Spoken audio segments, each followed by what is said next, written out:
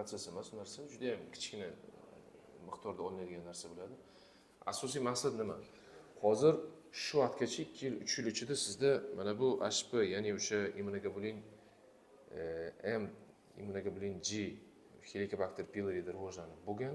Helicobacter pylori bu oshqozonni o'zida kislotali muhitda yaxshi yashaydigan protsessiyadan bittasi bo'ladi. Protsessiya degan bu parazit.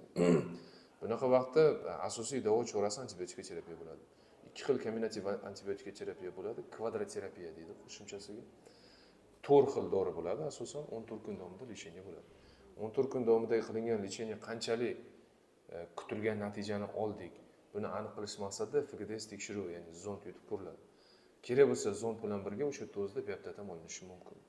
O'sha vaqtda biz ishimiz qanchalik udashli bo'lgan, ya'ni davo chorasi qanchalik omadli bo'ldi, samarali bo'ldi, buni aniq qilib belgilash mumkin bo'ladi. 1 oydan keyin faqat. Hozir agar bu narsaga e'tibor qaratilmaydigan bo'lsa, misol uchun sizda erozivniy gastrit bor, Helicobacter pylori chiqqan. Bu boyagi parazit ichkariga kirib, oshqozonni o'sha devorlarigacha, ichkari mushak devorigacha kirib, yazva keltirib chiqarishi, keyinchalik yoki undan keyin kanserogen effekt bilan rakka o'tib ketishi ham mumkin bo'ladi. Bu juda ham xavfli narsa. Shuning uchun eradikatsion terapiya o'sha 4 xil preparat sizda davo chorani birinchi asosiy davo chorasidan bittasi bo'ladi. Buni men yozaman. Antibiotik конечно ko'p bo'ladi 14 kun davomida. Bunaqa vaqtda antibiotikga nojo'ya ta'sirlari ham bo'lishi mumkin bo'ladi. Shu bilan birga hozir sizga probiotik ham qo'shimcha kirgizib qo'yiladi.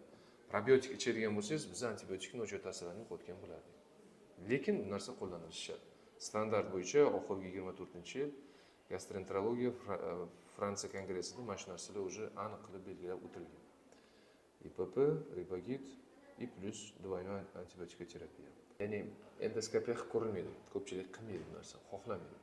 Lekin 100% dostoverniy ma'lumot beradigan, ya'ni 100% bizani o'sha ko'zimiz bilan ko'rishimiz mumkin bo'lgan narsalar endoskopiya. Bor boshqa neinvazivniy metodlar ham bo'ladi. Misol uchun S14 degan alohida dihательный test degan narsa bor. Ya'ni nafas olgan vaqtda o'sha vaqtda Helicobacter pylori'ni chiqmayotganini aniq qilib belgilash, ammiak chiqarib beradi o'sha Helicobacter pylori. Lekin u narsa bu, ya'ni aniq narsani 100% ko'rsatib bermaydi. Davo chorasi qilingandan keyin endoskopiya qilinsa, 100% natijani, ya'ni ko'rishimiz mumkin bo'ladi. Ko'ngil xotirjam bo'ladi demoqchiman.